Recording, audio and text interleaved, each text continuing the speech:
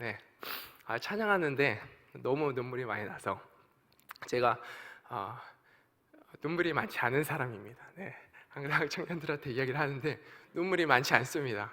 굉장히 제가 공감도 잘 안 되고 이렇게 눈물이 없는 사람인데, 이렇게 예배할 때면 방금 전까지 눈물이 없었거든요. 예배하는데 갑자기 눈물이 막 쏟아지는데 저의 어떤 삶이 어려워서가 아니라 성도님들의 삶 가운데 어려운 부분들이 제 안에 공감이 되어지는 것 같습니다. 그래서 이 말을 하는 가운데서 가슴이 너무 뜨거워지거든요. 그래서 오늘 하나님께서 말씀을 통해서 또 성도님들께 하시는 위로의 말씀과 또 영혼을 살리는 그 은혜가 있을 줄로 믿습니다. 네, 아멘. 네. 하나님의 자녀가 되는 권세라는 제목으로 말씀을 전해보도록 하겠습니다. 사랑하는 여러분, 하나님의 자녀된 권세를 누리며 살아가고 계십니까? 12절에 우리가 말씀을 보면 권세라는 단어가 나옵니다. 이 권세라는 단어는 엑수시안이라는 헬라어를 사용하는데요, 엑수시안은 권리라고도 해석이 되어집니다. 다시 말해서 우리가 하나님의 자녀된 권세가 있다라는 것은 우리가 하나님의 자녀로서 마땅히 누릴 수 있는 권리가 있다라는 것을 의미합니다. 어떤 사람이 모든 식사가 제공되어지는 크루즈 여행권을 선물로 받았다고 합니다. 몇 끼니 맛있는 식사가 제공되어지고 있는 여행이었는데요, 정작 본인은 이 티켓이 식사가 제공되어진다는 사실을 모르고 있었던 거예요. 그래서 제대로 된 식사 한 끼를 못하고 있었습니다.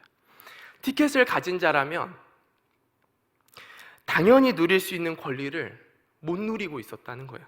그래서 이 모습을 이상하게 여긴 사람이 그 사람에게 다가가서 그에게 식사를 자유롭게 해도 된다, 이 티켓이 식사를 할 수 있는 권리가 있다라고 말을 해줍니다. 그 말을 전해 듣고 나서야 비로소 그 사람이 자신의 권리를 이해하고 식사를 합니다.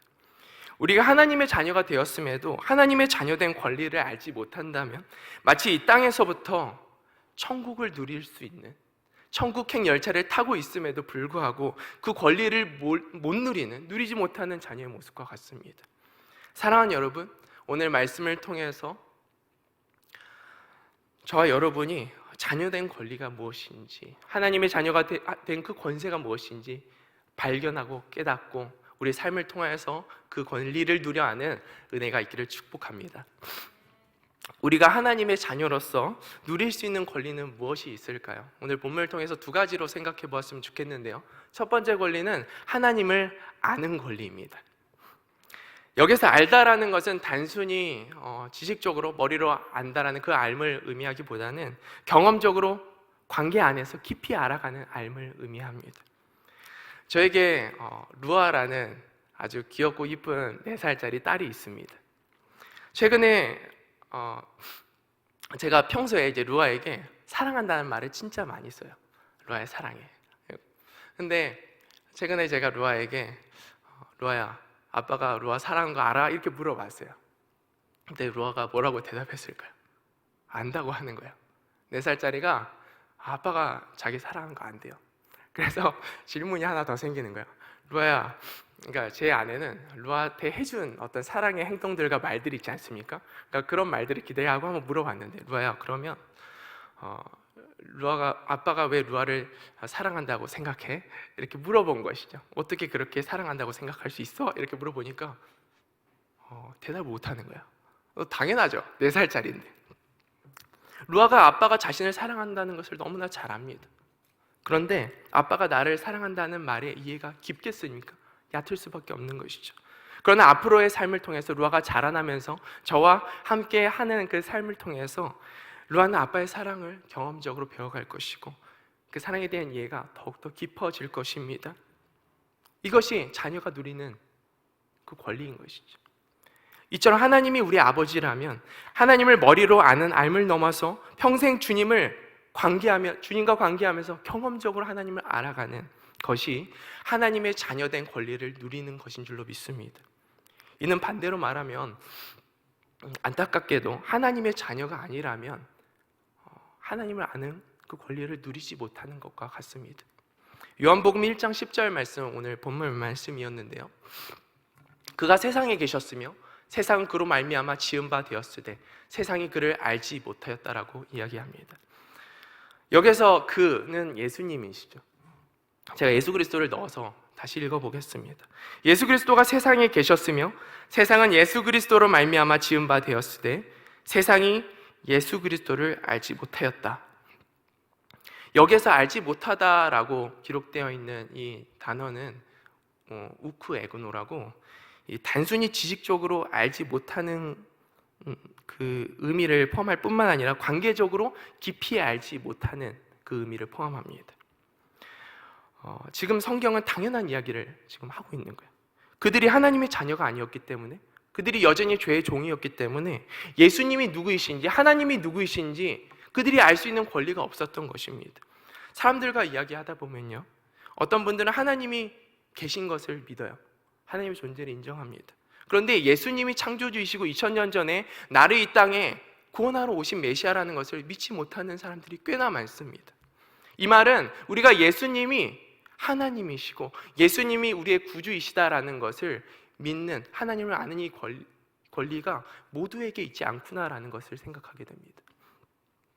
고린도전서 2장 9절에서 11절 말씀인데요, 제가 읽겠습니다. 기록된 바 하나님이 자기를 사랑하는 자들을 위하여 예비하신 모든 것은 눈으로 보지 못하고 귀로 듣지 못하고 사람의 마음으로 생각하지도 못하였다 한과 같으니라. 오직 하나님이 성령으로 이것을 우리에게 보이셨으니 성령은 모든 것 곧 하나님의 깊은 것까지도 통달하시느니라. 사람의 일을 사람 속에 있는 영 외에 누가 알리요? 이와 같이 하나님의 일도 하나님의 영 외에는 아무도 알지 못하느니라.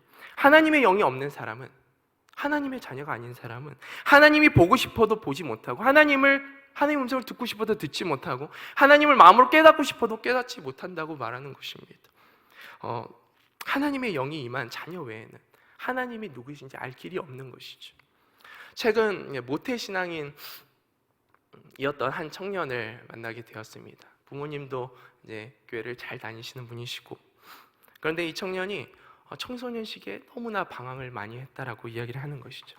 자신이 방황의 끝까지 가봤대요. 그 끝이 뭔지 모르겠지만 끝까지 가봤다고 합니다.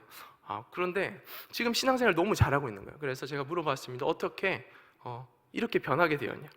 청년이 되어서 수련회를 갔다고 하는 거예요. 청년이 되어서 누군가의 권유로 복음 수련회를 가게 되었는데 그곳에서 하나님을 만난 특별한 경험에 대해서 이야기를 해주었습니다. 수련회 마지막 날 밤에 성찬식을 했대요. 성찬식을 하는데 지금도 잊을 수 없는 하나님의 임재가 그곳에서 느껴졌다고 하는 것입니다. 지금도 그 감격을 잊을 수 없다고 말했습니다. 더 놀라운 것은 그 시간 이후로 이전에는 죄로 여겨지지 않았던 것들이 죄로 여겨지고, 머리로 모태신앙이니까 하나님에 대해서 얼마나 지식적으로 많이 알고 있겠습니까? 알고 있었던 하나님이 실제가 되어지는 거예요. 하나님의 영이 임하셔서 예수 그리스도가 구원자시요 나를 구원한 하나님이시고 살아계신 하나님의 아들이시구나라는 이 고백이 가슴으로부터 고백되어지는 것입니다. 하나님을 참으로 알아갈 수 있는 권리의 문이 열린 것이죠. 우리가 예수님이 하나님으로 믿어지고 예수님이 창조주로 믿어지고 예수님이 구원자로 믿어진다면 이것은 당연한 것이 아닙니다. 여러분이 하나님의 자녀라는 증거이고 하나님의 자녀이기 때문에 앞으로도 하나님이 누구이신지 더 깊이 그 관계 가운데 알아갈 수 있는 권리가 있다라는 증거입니다. 우리는 자녀된 그 권리를 소홀히 하지 않아야 할 것입니다. 가벼이 여기면 안 됩니다. 정말 감사함으로 귀하게 여기며 그 은혜를 깊이 누려야 할 줄로 믿습니다. 우리가 하나님의 자녀된 권리를 알고 믿음으로 그 말씀에 순종하며 살아갈 때 우리가 말씀을 통해서 하나님 누구신지 많이 보지 않습니까? 하나님의 사랑, 하나님의 공의, 그 공급하심, 그 치료하심, 그 신실하심을 우리가 삶으로 경험하며 누려할 수 있는 것입니다. 지난주에 이제 루아가 엄마랑 이야기하다가 계곡이라는 걸 알게 되었어요. 물놀이를 하는 곳이다. 아내가 이제 제가 이제 북한산 은평구 쪽에 삽니다.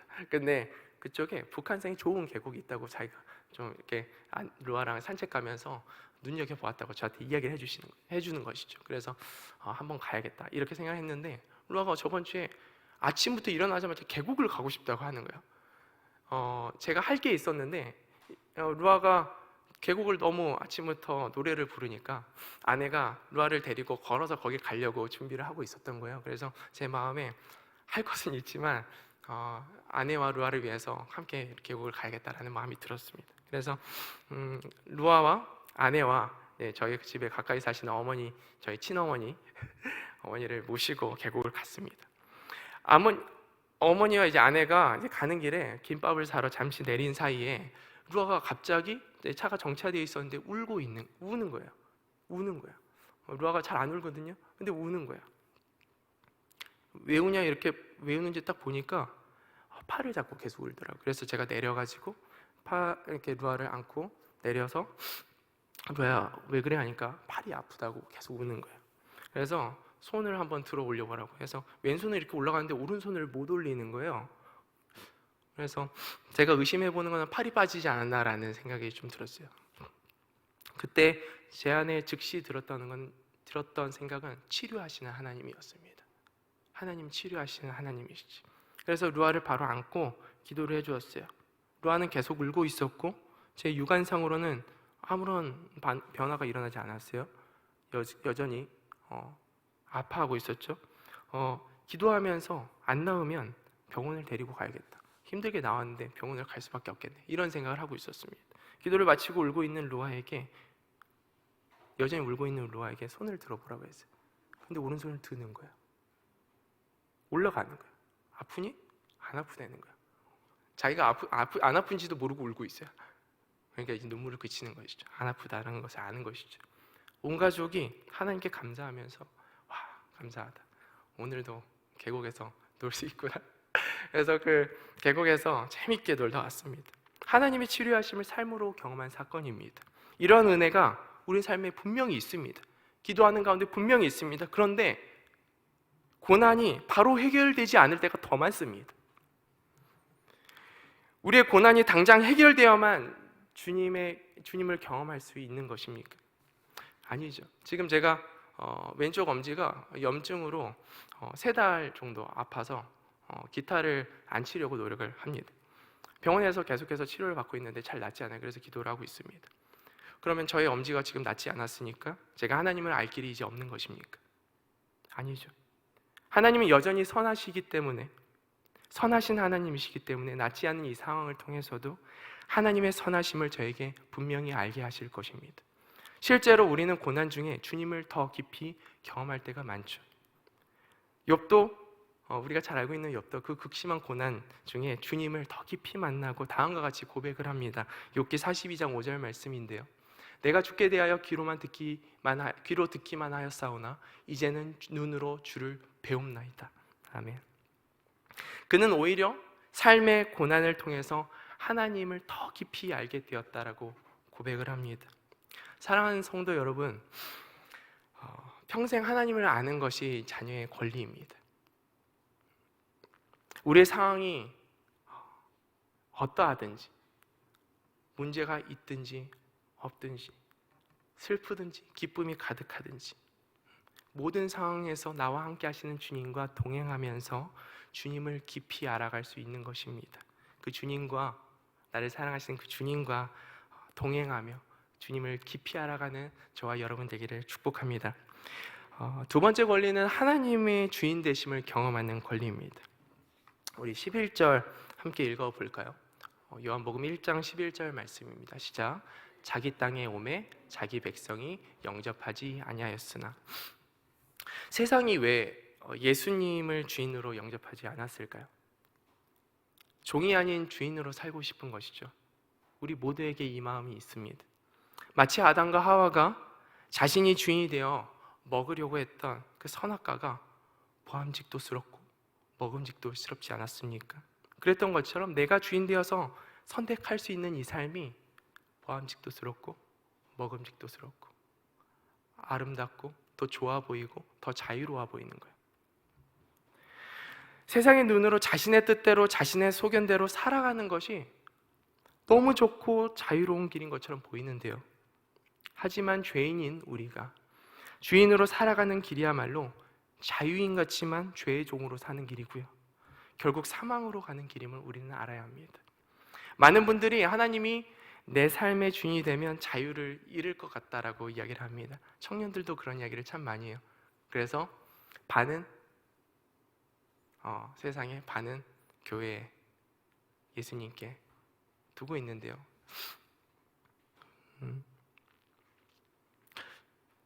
반은 예수님께, 반은 세상에 두는 삶은 없습니다. 하나님께 주인 된 삶, 하나님이 주인 된 삶, 아니면 내가 주인 된 삶이 있는 것이죠. 결국 내가 세상에 발을 두고 있고 마음을 두고 있다면 그것은 내가 주인 된 삶인 것이죠. 많은 분들이 다시 말할게요. 하나님이 내 삶의 주인이 되면 자유를 잃을 것 같다고 말하지만 오히려 그 반대입니다. 하나님이 우리의 삶의 주인이 되실 때 나의 욕심으로 인한 죄의 속박으로부터 노임받을 뿐만 아니라 하나님이 이끄시고 주도하시는 삶 속에서 세상은 절대로 줄 수 없는 그 자유함을 경험하게 됩니다. 고린도전서 7장 22절은 그리스도인의 자유에 대해서 이렇게 이야기를 하고 있는데요. 주 안에서 부르심을 받은 자는 종이라도 주께 속한 자유인이요, 또 그와 같이 자유인으로 있을 때 부르심을 받은 자는 그리스도의 종이니라. 당시에 실제 종이 존재했죠. 당시에 실제 종이었지만 그리스도를 영접한 자들이 있었습니다. 하나님을 주인으로 영접한 자는 신분이 실제로 종이라 할지라도 자유인이라고 하는 거예요. 정말 우리의 삶이 세상이 보기에는 어렵고 힘든 삶 가운데 있을지라도 하나님을 영접한 자, 하나님이 주인 된 자는 세상이 빼앗을 수 없는 그 자유를 소유하게 됩니다. 저희 아내가 우스갯소리로 이런 이야기를 합니다. 우리는 하나님이 주인이고 우리는 말씀에 순종하려고 그렇게 분명히 애를 쓰는데 왜 시간이 갈수록 우리는 점점 가난해지는 걸까? 이 말에 같이 웃습니다. 왜 저희가 이 말에 웃을까요? 그 이유는 하나님이 우리 삶의 주인이시고 선하신 하나님이 인도하시는 우리의 삶은 내가 이 땅에서 누릴 수 있는 가장 좋은 삶이기 때문입니다. 사실 제가 사역을 시작하고 재정적으로 제일 힘들었을 때는 지금이 아닙니다. 지금은 감사한 게 너무 많죠. 신대원 1학년 1학기 때가 정말 힘들었습니다. 그때는 차비도 없고 식비도 부족했던 시간이었습니다. 그래서 주님의 세밀한 돌보심이 아니면 진짜 살 수가 없는 상황 가운데 있었습니다. 당시 아내도 수학 공부를 하면서 대학원에 다니고 있었고 제가 사역하고 있었던 그 곳에는 사정상, 교회 사정상 사례를 받을 수 없는 상황이었어요. 그래서 제가 그때 주님께 이렇게 기도를 했습니다. 주님, 아내와 제가 학교를 계속 다니고 살기만 하신다면 하나님께서 부르시는, 이동하시는 그때까지 제가 이곳에서 충성되게 사역하겠습니다. 어느 날은 학교를 가는데 교통카드에 2,400원밖에 없는 거예요. 띡 찍으니까 2,400원 찍고 이제 공부하고 집에 돌아오면 그 다음 날은 학교를 못 가는 거예요. 그래서 제 마음이 슬프지 않았습니다. 왜냐하면 주님께서 제 삶의 주인 아니었습니까? 그래서 제가 주님께 이렇게 말을 했습니다. 주님, 제가 오늘 학교를 다녀오면 카드에 교통비가 없습니다. 그렇다면 주님, 내일부터 학교를 쉬어도 되는 건가요? 제가 그때 너무 힘들었어요. 공부하는 게. 쉬어도 되는 사인인가요? 하나님이 없어서 못 주시는 분도 아니고 하나님 정말 부자이신데 모든 만물이 주께 속해 있는데 나의 삶의 주인이 하나님께서 안 주신다면 쉬는 것도 주님의 뜻으로 받아들일 수 있는 준비가 되어 있습니다. 주인 된 하나님이 재정을 주시면 재정을 쓸 거고요, 시간을 주시면 시간을 쓰겠습니다. 주님이 가라 하시면 가고 멈추라고 하시면 멈추는 삶을 살겠습니다.